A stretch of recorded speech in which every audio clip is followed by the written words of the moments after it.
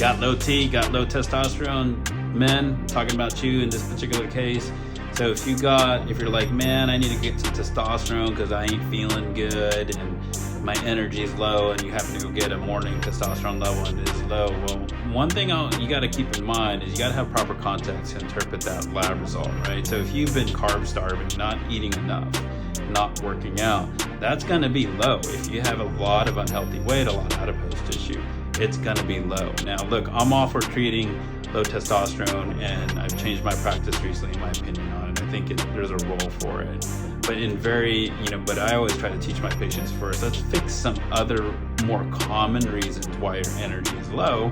One of them might be your nutrition, and the other part is because of the lack of exercise. So fixing those things first before jumping to T is what I usually recommend to my men. Now, if there is still room in there to do a little testosterone, absolutely. I think for my men, I will only start testosterone with one condition.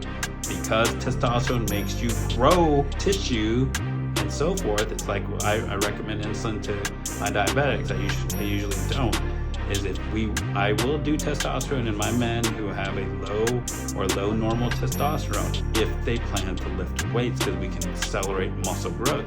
If you inject testosterone into a man who is not working out, we will grow nothing but fat at that point. Okay, so you bring in the carbs, you inject testosterone, we're just going to increase adipose tissue. So you might feel better transiently, and you probably feel a little bump in the libido, a little bump in the energy, but you're just going to grow a bunch of fat. So my rule is, if we're going to do testosterone in my practice, you got to lift weights, and at some point we pull you off of it. There's some other side effects you got to be worried about. I'll see you at the next video.